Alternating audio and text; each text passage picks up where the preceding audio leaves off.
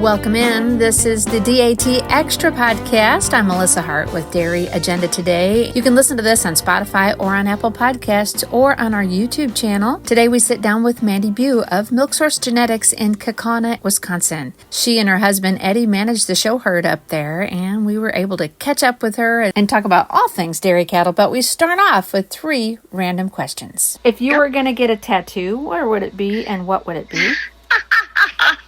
Oh my gosh. Okay, that's easy. Weirdly have thought of this. I said if I ever had a 95-point cow, because I've never have had one. You know, I've worked for people who've had them and so on and so forth. But to me, it's the epitome of everything we strive for. I had always said I was going to get a registration number, you know, and I was going to just put it somewhere and nobody would see it, but I saw it and just, I don't know, on my back or something. And then somebody said to me one day, they go, well, you know, it's going to look like a prison number. And I never thought of that. No. But to me, that is a huge accomplishment. It is. Yes, it would be. I thought you were going to say maybe her portrait, but her reg number. That's interesting. I don't know that people can draw that good. Well, right, yeah. What happens when I get old? Yeah, that would not be good. Yeah. No. So, okay, next question. This is a this or that. So, Okay. Queso or salsa? Oh, queso, easily. Okay. A beverage in the morning, is it coffee or Coke? Oh, coffee. Okay. And what do you take in your coffee? I usually drink it black. Once in a while, I'll put a protein shake in there, but Oh, cool. usually just black. Yep. Good deal. Okay, pie or cake? Pie, homemade pie. Oh, yeah. Do you have a favorite? Oh, my mom used to make an absolutely awesome apple pie, so that one. Then I'd get the crust and put it in the oven and make cinnamon, like little cinnamon things. Yes. I love that. Yes. Sometimes that's the best part, right? My mom I would do that think too. so. Oh, I love it. Okay, one more question.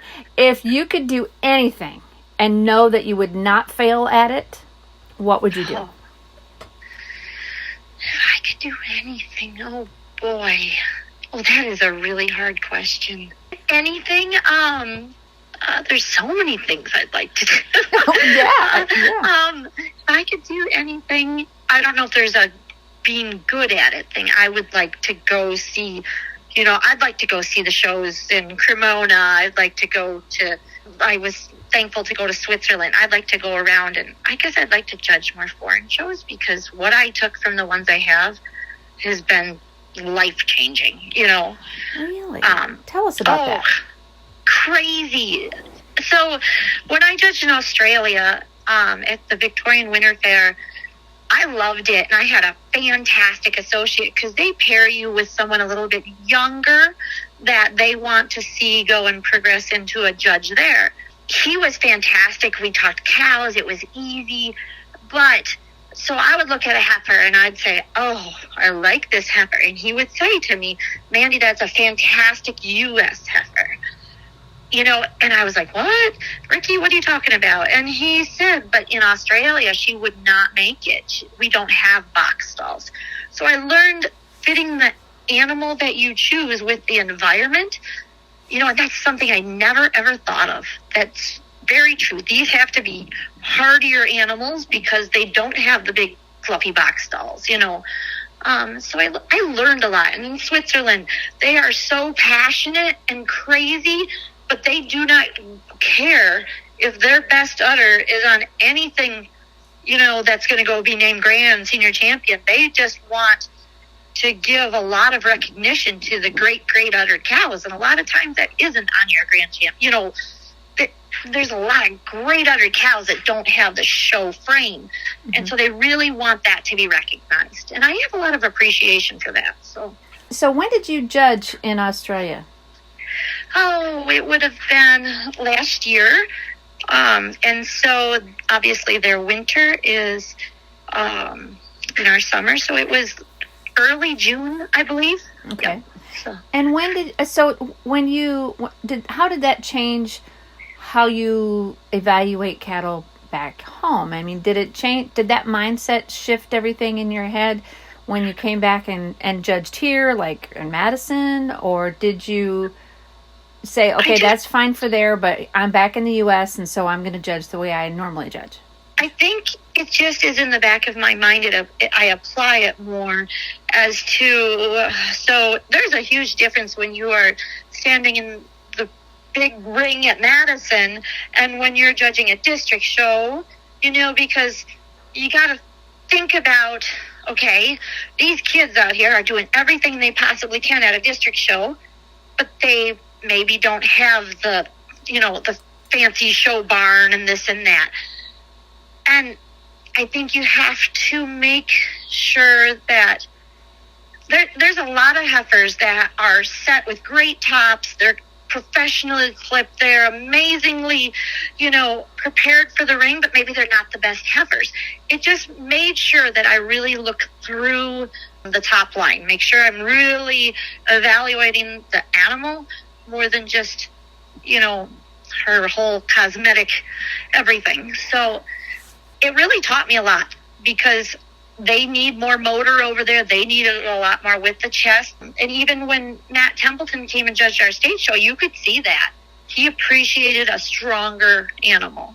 And that's why. Absolutely. Yeah. We're getting ahead of ourselves.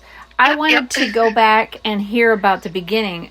I think the first time I met you was in Alma Center. Is that where you were? Yep. Okay, so you and Eddie were on a farm there. And so that's the first time I met you. But take us back.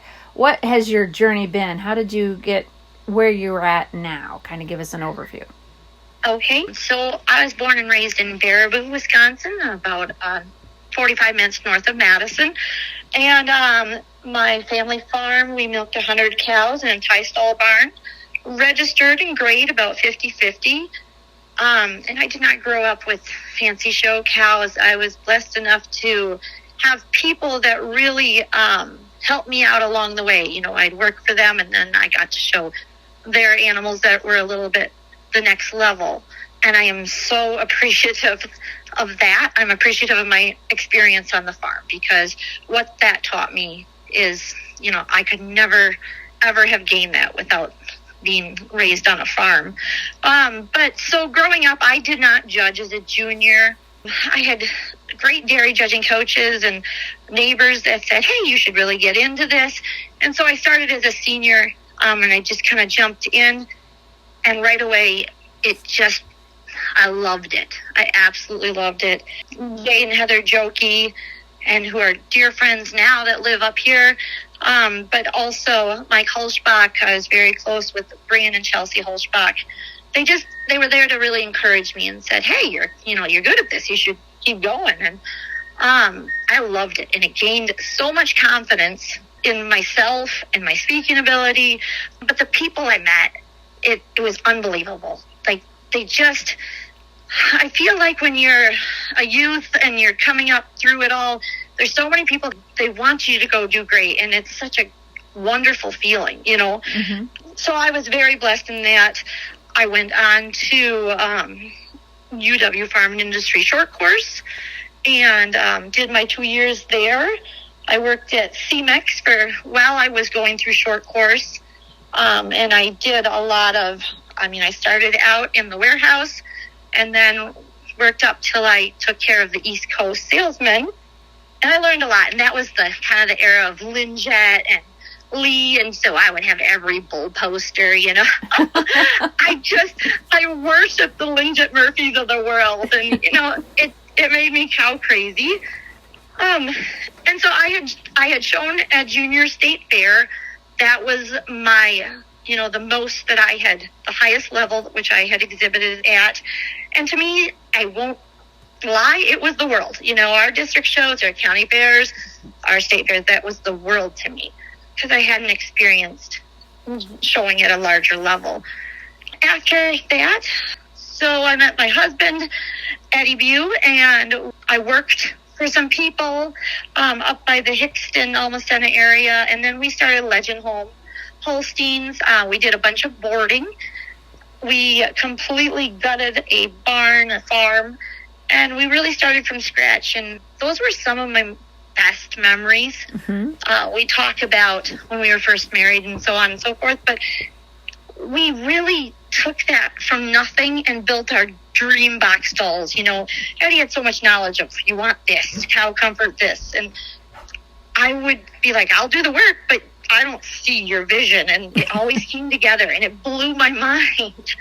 But our heart and soul was in that farm, and I love thinking about that time. We got to take care of some great ones for Jim and Jeff Butler and a bunch of people, and it was really, really fun. And then we were approached by Dave Ludwig of 50 in Illinois to come down there and run his farm, and he had a small dairy of about 30 or so cows.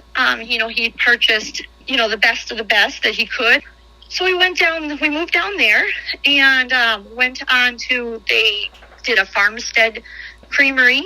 And so I learned a lot about making cheese as well. There's something very gratifying about milking the cows and doing chores and then going in and making cheese and then seeing a finished product.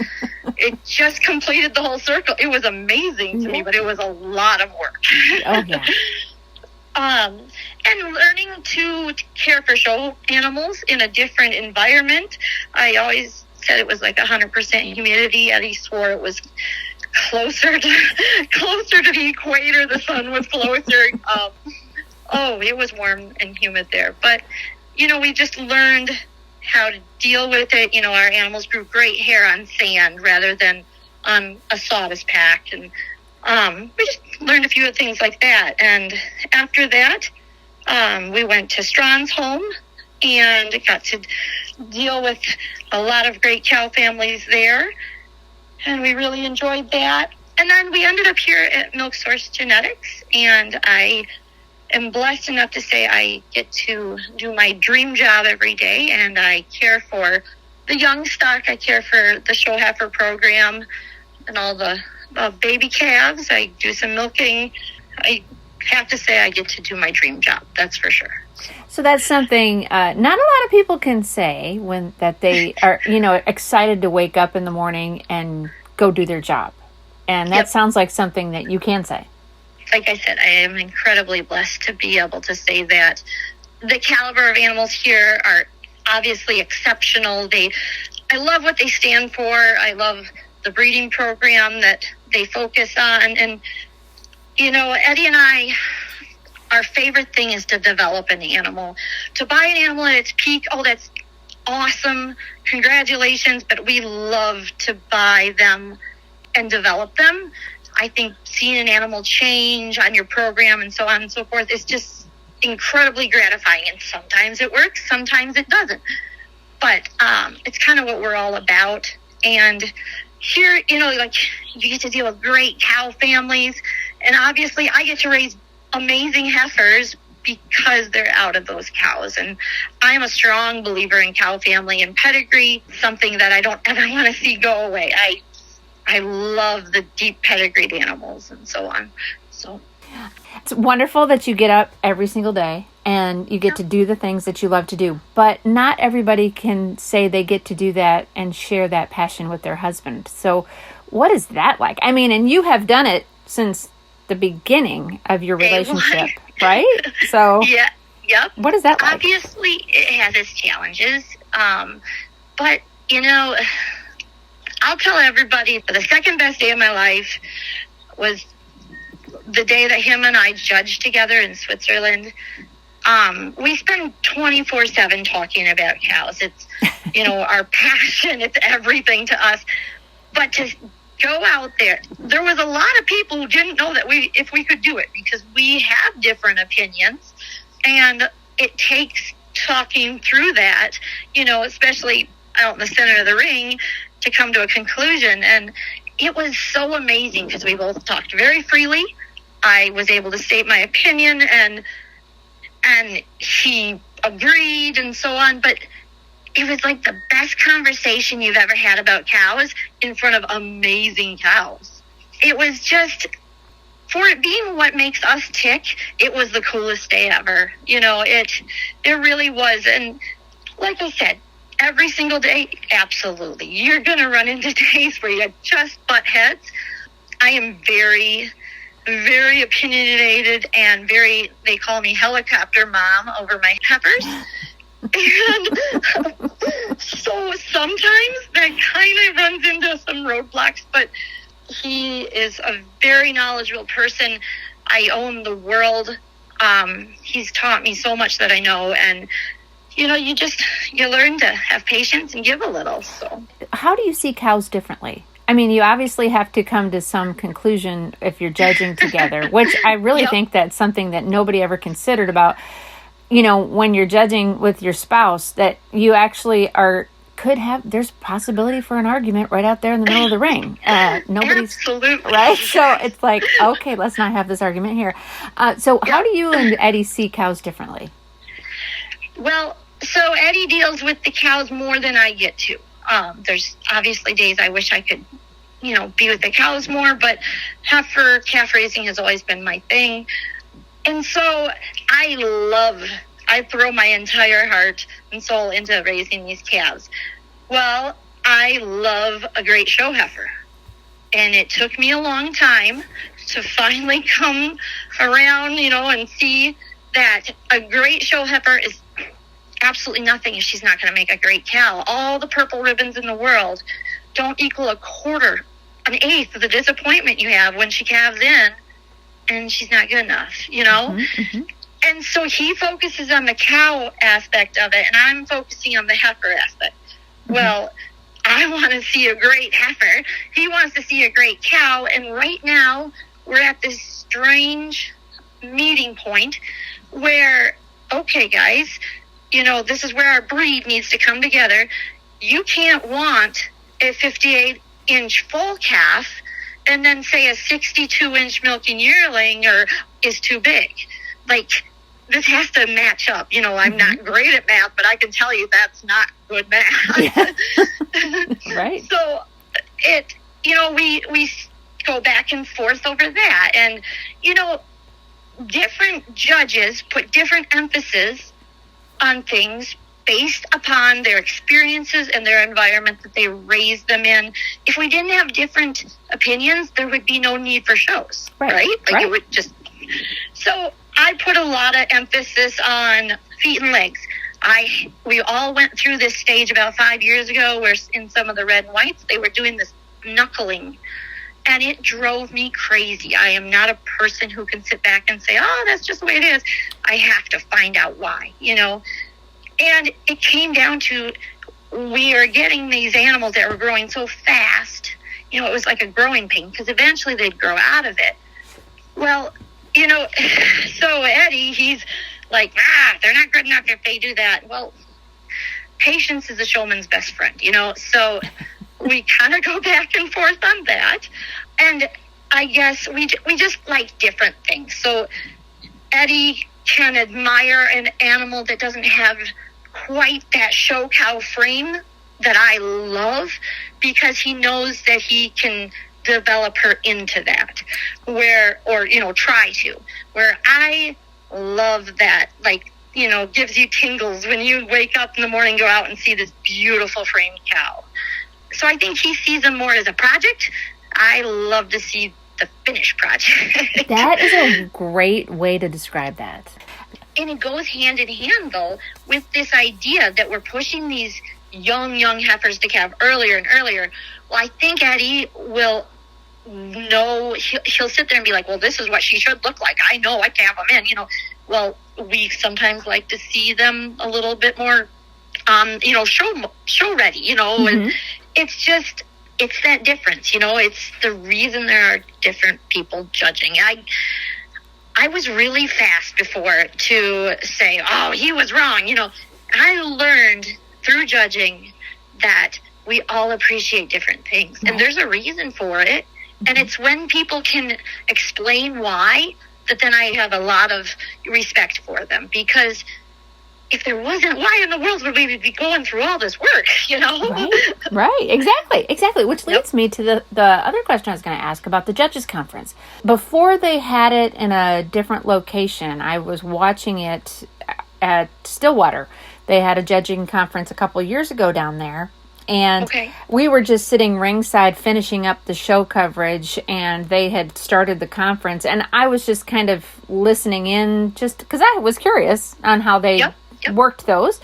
And I was surprised. They had 6 heifers out there. I was surprised that when they got done judging them, some people had them opposite of the other people. I mean, some started with one heifer and had others put her on the bottom. And I was so surprised because I thought there would be at least a consensus. You know what I mean? Yeah. But there wasn't, and these people were able to defend their decision. It really opened my eyes up to the differences on how people see cattle. And I think taking that judges conference and putting it someplace where the public isn't going to watch it, which I thought was a good idea. Honestly, I think people would feel more comfortable giving their reasons, but I'm not sure. For sure. Anyway, what was your experience? When did you go to a judges conference, and what was your experience?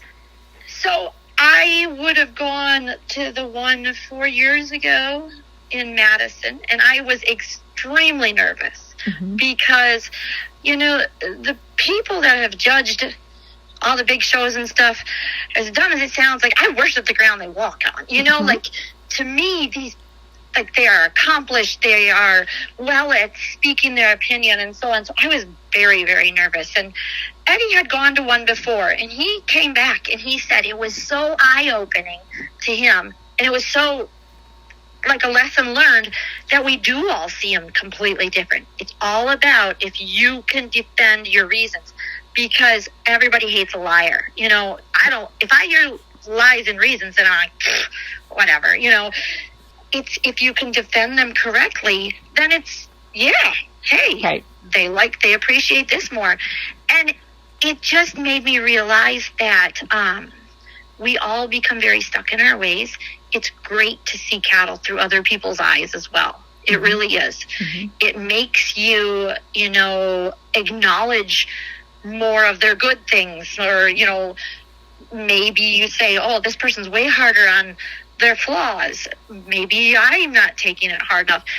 It doesn't make you second guess yourself. It makes you see it as a broader picture. And I like that. I really did. What do you think about the breed actually having the conference? Do you see that as an advantage? Do you see that as necessary? I mean, I know that I've heard some people say, oh, well, if you're not on the judges list, you're not qualified. What are the advantages of a breed having a judging conference like Holstein does? It's a very controversial subject, I will say that, and I want to be very careful here, because everyone has their very strong feelings on it, because there are very talented people that can't make it that day, and then you sit there and you're like, oh man, why is this person not on the list? And when we're struggling to find good judges and get new blood out there and so on and so forth, then you're just like, there's been multiple people. I'm like, why didn't you go? They're like, oh, I shouldn't have to. Well, okay. There are always inconveniences to everything. Just bite the bullet and do it. I learned a lot from it. I think it's good because then you have a list to start from. I mean, otherwise, if there wasn't that list, how in the world, does a show come up with names? And having the same people over and over, that does no one any good, Right. I really like the idea that they have implemented of having an associate now. It makes shows go faster, so much faster. It gives less experienced people an idea of what it would be like. It might tell them whether, hey, I want to do this, or maybe this is not for me, What I got out of being Chad Ryan's associate at Madison for the Ayrshire show was unbelievable. Even down to how I carry myself. If you want to be taken seriously, you have to carry yourself like you believe in yourself. And so I love that. I love the associate thing. As far as the judges list, it's different, throughout the breeds. It's different throughout the open show to the junior show. And, the junior show has to take off that list. And it's kind of, everyone has their opinion on it. I loved that I had a list to choose from. That's the best way I can say it. And I know that those people, if I have an associate or if I have someone judging, if someone's judging a show that I'm bringing animals to and I've gone through all this work to get there, I want to know that they have experience. We go through an awful lot of work, and you always want the best, and you want the best for your friends and so on. But that added bit of experience is, a safety net for us all. Exactly. It's work and it's expense, and everybody pays it and has it. Yep. And you want a fair shake. I think it's also important for the breed. I think it's important for the integrity of the breed to know where we're going, and that we're all moving in that same direction. And now, does everybody see a cow as the same? No. But we have a model. We've updated the model just recently in the last 10 years. Bonnie Moore painted our model cow. And I believe to keep the integrity of the breed, it is important to have a judges conference so that everybody can get in the same book. They aren't going to be on the same page, but at least you're in the same book, Absolutely. Yeah. The one thing that I do wish is there are very talented people outside of the U.S. Like my associate in Australia, he is phenomenal. But how do I get him to come to our judges conference? He would absolutely come and judge a show here, and he would do a phenomenal job. I have faith in him. Mm-hmm. But, that's almost an impossibility. So I wish we could find a way to work that in. Having people from outside our country only does all of us good. Right. Because it expands our market. Like we were approached by many people about selling embryos and so on. And it's good for all of us, both ways. So I don't know how to work that in. That's something down the road that I hope that we can kind of approach. But yeah, probably not something a lot of people have thought about. But unless you've gone and done what you've done. So the other thing I'd say is I did pick up things that when we were sitting in the meeting half of it that I never ever thought of. So there is no way. When an exhibitor tells you how many calves that cow has had of checking on them when you're the judge. And that is something, I value lactations immensely. The amount of work, the amount of things that have to go right for a cow to calve 5, 6, 7 times is huge. And so I put a lot of weight on that.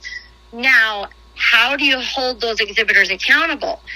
And during one of the meetings, Paul Trapp told me something that then I did use in Australia, and that was get them in line and then walk down the front of them and ask them to say it again in front of their peers. Because if anybody's going to complain, if anybody's going to call them out, it's going to be the guy right next to them. And so make them say it in front of them, and then you're off the hook. Because like we discussed earlier, I'm not a big social media person. I don't know if your cow has calved this and that many times, but I can tell you how many she looks like she's calved. Mm-hmm. And, that takes a little bit of the pressure off of you as a judge, because you want to trust everybody. You want to give them the benefit of the doubt, but the truth is you can't always trust them, Yeah. These guys that have been doing it for years, they all have their little hacks. That's a great idea. That's a great one. So who are some of your mentors? Oh, there's so many. Like I said, the people who've judged it before, I worship the ground they walk on. Mm-hmm. And there's people who are amazing at speaking, and there's people who, maybe aren't the best at speaking, but they are true cow people. It varies in different aspects. Chad Ryan and Lynn Harbaugh have both been very, very instrumental in getting me to judge. I stayed home, and I was always the one to take care of animals, and I was, I'll stay home, you guys go to the show. And the more you do that, the more you find yourself going out to shows and going out somewhere to judge and realizing you don't have that fluent, ability to talk like you wish you could. It is all in my head, but it's not coming out. And that was frustrating me so much because, I'd done it to myself, And those two guys were like, you have got to just get out there and do it. And I really, really appreciated the big push, and then there's learning the professionalism from Paul Trapp and Chris Gadden and, all those guys. It amazed me when I started getting more judging opportunities. They were so fast to reach out to you and say, hey, practice with a microphone, make sure you do this and that, and just the littlest things that I never would have thought of. And I'm not a confident person by nature. I wish I was, but having those people tell me those little hints was huge. It absolutely was. So. Well, I'll tell you right now, you have the best point of anybody. And so I got on the point. Right? I got to know. I mean, some people are very animated. It's fun to take pictures of the different ones that are animated. Joe Sparrow is the one that comes to mind. Yes. Do you guys practice your point? I'm always wondering, do they practice their point at home in the barn? It has never crossed my mind ever, but I'll tell you what, when you have one that is like in your crosshairs and you love her, that point is straightforward and hard, like you are thrilled to death to get her in line and see, Oh. It's exhilarating. The spine tingling feeling you get when your junior champion lineup comes out and you have a very consistent mold, when you have heifers that you want to just throw them all on your trailer or cows, it's easy then because you are just very specific. You are excited to be out there, and it's a feeling like none other. It really is. Well, that's a good perspective as well, because I hadn't thought about that. Because there are people that, like I said, they're animated in their point, and that is probably why, because they're excited to choose that one. I mean, everybody was waiting for Jamie Black in the production cow class. Who was he going to point to, And he was really definite about it, when he made that first one. It was like, oh, wow, and the look on their face, especially with the kids, is awesome. Like, it's a variety of, really, me? Yeah. Like, I'm as excited as they are. And I love when you have a young youth out there and he's like, really? Oh, you say you work with the heifers at home. Share some of your secrets of how you get these heifers so well trained. Is it something that you're doing every day? Is it something that you start when they're babies? Or what kind of tricks of the trade do you have that you could share with maybe some younger folks about breaking heifers to lead and look like champions? I have to say, we work with them like crazy, and I am sometimes worried I work with them too much, because then I feel like mine go out and are the orangutans out there. But honestly, they get washed every day or rinsed. They get worked with, as much as we possibly can. The one thing I have learned along the way is to have different people lead them. Once in a while, I'll grab one of the other people I work with and be like, hey, lead this heifer for me. Because a lot of the times, we aren't the people leading them. And they do different things for other people. We kind of take into mind the height of the person that's going to lead them. And as sad as much this is, and it breaks my heart, I have learned I raise them. I give them shots from baby on. They don't always love me like I love them. So, and I always want the very best. For that animal, we put so much work into them, plus 9 months before you plan the mating, so many things have to go right. And so if I'm not the right person, then I'm going to, make sure the right person is on the halter. But I think it's important to take in mind the height of the person leading. You don't want a little animal. If you have a heifer that's really big, and big is becoming not cool, then you want to bring her down in size by having a very big person on her. The thing I've learned along the way is they are still animals. They are gonna have their days when they act up. And as a person being out there leading, and especially for the juniors, when I judge junior shows and I see one acting up for them, I'm like, it's okay. We've all been there, every one of us. And if somebody tells you they haven't, they are lying to you, because it happens to everybody, and you feel like there's a spotlight on you. You feel like you're the only animal acting up, and it's not. It's just the way it goes. They can't tell you what's going on with them. So some days they're on, some days they won't be, but we work with them as much as we possibly can. I'm very big on, I don't choose our heifers, though, right away in the spring. We really want them to be heifers. I want them to be competitive against each other. I want to see, I want a heifer that's going to thrive. The last thing I want is a show heifer that's going to stand back and, I can't baby them. They have to be competitive in their own nature. And we tie them up a lot just so that they're broke to the halter. But I don't start working with them because I want to see them thrive as heifers. And as I tell everybody in the March calf class, these animals will change 1,000 times. They change in a week. They change. There's so many times I'll tell somebody, I have a really good young calf, so-and-so, and then I'll walk back up look at her again in 4 days and be like, whoa, what was I thinking? It's heifers. They're going to change. They're going through, a lot of different growth phases. And so it's hard for me. I'm not a very patient person, but I have to sit back and let them be heifers. So. How do you guys choose who's going to lead what in the ring? That is, actually, I'm very easy to pass that off. That is 100% Jim and John. Oh, okay. And Tristan. I love that they love to be out there, and they do an excellent job. It's really fun to work with Tristan. They all have their own, things that they are really good with, and they decide. And I'm so excited that they love to be out there showing. So they really throw their hearts into it. Tristan, the Brown Swiss is a new breed as far as showing for me. I've raised them as calves before, but, when this past summer, when I had 2 to go back and forth to the wash rack every day, I wasn't sure which one of us was going to, lose more weight. I had them on a diet or me for dragging them to the wash rack. Oh my goodness, that is a whole new attitude in itself.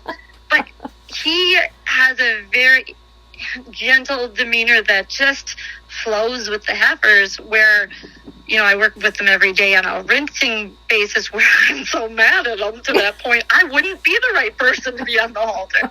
But he does a great job with them. So it's fun to watch. It's really fun to watch. So you mentioned that you and Eddie talk a lot about breeding cattle and you love cow families with deep pedigrees.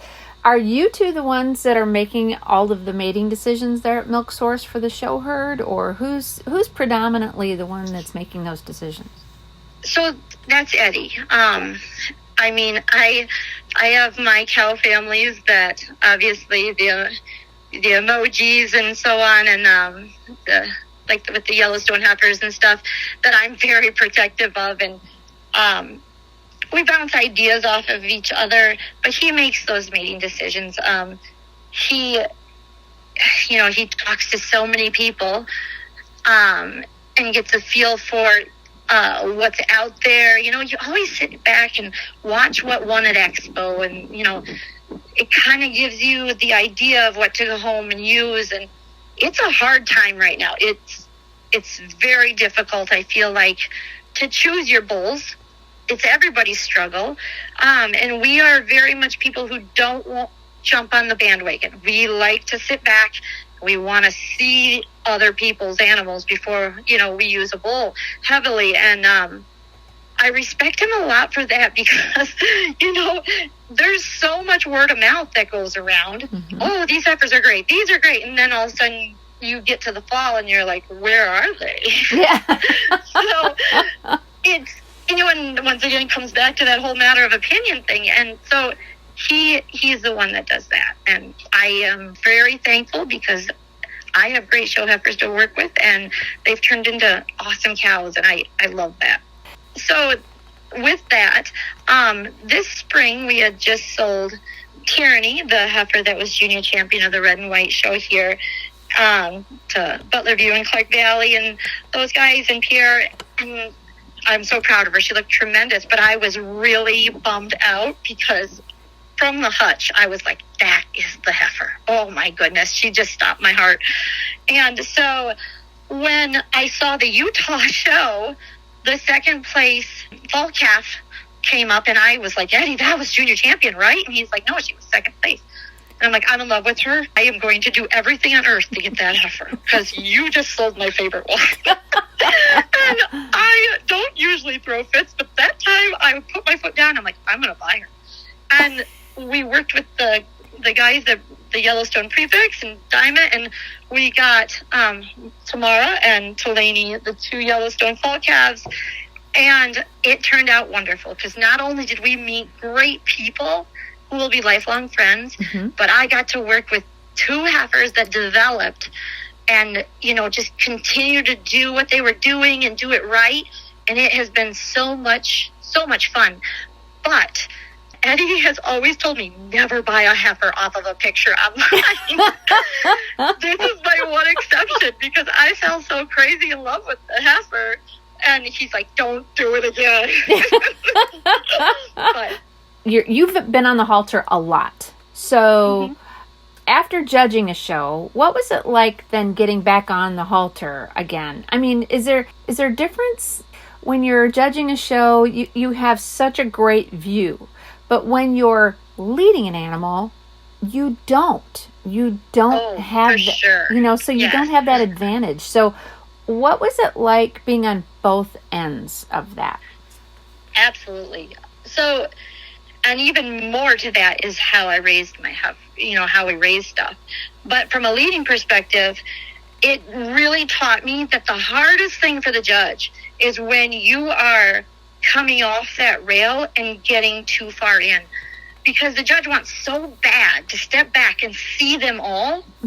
When you start crowding them, it gets to the point where you're just like, people, I'm claustrophobic here. The rain keeps coming in on you. And yes, there's advantages to, stepping out a tad, but you have to watch yourself. And the other thing is, when you're judging, you really want to see a full, you want to walk around 360. You want to see that animal. And that's your job that day, and that's how you are going to do your best possible job. So if you're leading and you're crowding the animal, it gets to be the point where you're just like, okay, you just take a time out, and I want to look at this heifer. It's changed the way I lead. Like, let people have their space. I guess you're more conscientious of that. But as far as having been in the center of the ring, I will say I'm so grateful. I'm so thankful for it. But it has changed the way that I raise heifers so dramatically. It has shown me that what I prefer, and this is just my opinion, I prefer a much healthier looking heifer. I don't want to see them rail skinny. It does nothing for me, because all I can do is look at her and say, oh my gosh, how are you going to get that heifer bred? Like, how are you going to do that? Or when they're really, really thin, no matter your hoof trimmer or your program, their legs do not look good. They don't parade well. It's every time when you see a really, really thin one, they're not usually tracking well. And in a day and age where we are very, very focused on those front feet, how they're tracking, you can't have a little thin down heifer. It takes away, I want to see a heifer with some motor. I want to see that little bit of what she's going to go on and progress to, because showing heifers is not our end game. It isn't. They have to be able to develop into cows.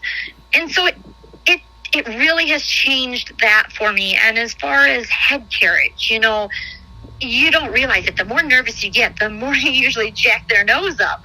And that gives you you take away the streamlined look. You can give them a U-neck, and all those little tiny cosmetic things just distract. So it's really, really helped me. But weight-wise, the condition that I want to see them shown in has been completely different. I prefer a more natural fill.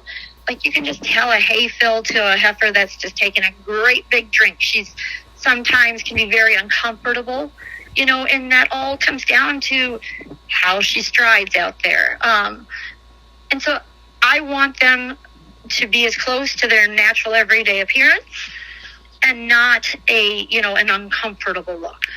One thing that you said in the ring at Expo was you pointed to Annette Ostrom and the confidence that you were able to gain from her and the encouragement that she gave you to be a judge and to pursue that. Tell us how she did that and the impact that she had on your life. So one of my dearest friends and the partners in La Femme Fatale, which we started, as the girls, we just wanted to buy a cow. And Annette was always the person that was the light in the room without being the life of the, she wasn't the loud life of the party. She was just graceful, elegant, so kind. Everything was, her first words were, "How are you?" And like I said that night when judging, she would have given you her very best heifer. If she knew a junior that needed a heifer, she would have given her best one, because that's how her heart was. So I remember when I just started judging and I just moved up here and I judged the Dodge County Futurity. I had never judged a Futurity before, and I'd gotten to know her pretty well. And I look over and there she is. And I thought, she's so busy. And she took the time out of her day just to come and support me. Mm-hmm. What an amazing person. Mm-hmm. It taught me the smallest gestures have the largest impacts sometimes. But as I grew through my judging, I didn't know if I had the confidence to do it. And very kindly, she would say to me, "Mandi, if you don't start believing in yourself, no one ever will." And it changed the way I look at things. She changed me in realizing that every opportunity is a gift. Take it, make the most of it. And if you can leave an impact on somebody, if you can make their day, just do it, And I get to work a lot of times with juniors. And you know what? Like, some of my most memorable moments was when I was a junior and somebody who I held, very high, on a pedestal said words to me. And I think about that all the time. They went out of their way to talk to me. I am a strong believer in pay it forward. We all came from the same place. Like, if I can help somebody, people help me. And Annette she was the biggest hearted person I've ever met, but she had such beautiful confidence, and you'd see it on the halter with Martha. She respected that animal, and so in return, that animal just respected her, and they were just a beautiful pair. She taught a lot of people a lot about life, just how everything you do, it leaves a mark on people, and she would leave you feeling, just so great without hardly saying a word. She just exuded love, and she gave me the foundation to have confidence, and I owe her the world. And she was an amazing person that affected a lot of people. Yes, it sounds like she left a huge impact on everybody that she met. You had to choose an associate for World Dairy Expo when you judged the International Junior Holstein Show this year. Yep. Out of all the people in the world, you chose John Erbsen. Yes. Why did you choose John? Okay, this is an easy one for me. And I was so honored to be out there with a man that I respect so much. But 3 things were very, very important to me. And one was that it was a cow person. There's just the smallest things, when the person milks cows that make it so that you're on the same page. It's that quality to their hide. It's just, when then somebody's telling you she's 14 days fresh and we've all calved them in and we're like, oh, that's pretty. I don't know how you got that done. But, it's just the silkiness of their hide, the quality of udder, I loved his appreciation for a great one, whether she's out in the pasture, whether she's in a tie stall, or she's out in the show ring. And they're very different cows, but they are all great cows. And I know that he had that appreciation. The other thing was that John, has had such success since I've known him. I remember the first day I talked to him, I was intimidated. That was the dumbest thing on earth because he's not intimidating. He's so genuine. But he's had such success. He's bred or owned some of the most influential cows of our time, and it has not changed him one bit. He's as down to earth and as amazing of a person as I've ever met. And being with that, him and I, we're not big social media people, and we've talked about it. We're very proud of them, but we don't care who owns them, shows them, let them or let them. It's great. I'm congratulating you, but we just don't get into it, Mm-hmm. So it was very much a clean slate when anybody walked out there, and I wanted that. And then the third thing was that, it was really important to me that that person be approachable, because when you have juniors, I want them to ask why. Mm-hmm. I want them to be like, hey, I was fifth. Do you think I should go talk to John or Mandi about what I could change so that I could get her back out on Friday? Or, mm-hmm. I wanted that. And I know that there is no way on earth John would ever turn somebody down. He would talk to them about it. And he's just an incredible person. He really is a great cowman, a genuine, wonderful person. And like I said, when he called me and said that he would do it, I was over the moon. I was very honored to be out there with him. When I judged one time in Waterloo, when, I don't remember, all the shows were canceled, but I don't think it was coronavirus. Anyways, and he had one side of the ring, and I had the other side. And Malt walked in as a young cow. Mm-hmm. And my mouth hit the ground. I looked over at him, and he says it every time. He goes, I know what love at first sight looks like now, because, and I, that cow, I got in my car, drove home, and I go, Eddie, I think I might have just seen one of the best cows I've ever seen in my life. And then I said, she's a Guernsey. And he was like, whoa, you maybe need to drink some water or something. What is going on? And so John and I laugh about it all the time. He was like, you just had seen the love of your life there, and he just acknowledges great cows, and he does not care who's on the halter or who bred them. And I appreciate that. In a world of politics, I really love the clean slate thing, because yes. I did not come from somewhere where someone was going to give me a ride. So, Oh, man. So what are some of the goals that you have for the future? Well, I hope to just continue to do what we're doing, develop cow family. It's very important to me when we sell one. And last year, we had 26 sale heifers to get ready to go to sales and stuff. And it's very important to me that they go on and do well for someone else. And I want to continue in that, because nothing speaks louder than an animal that you breed and sell and goes on to do great for somebody else, mm-hmm. So that's always of a very high priority to me.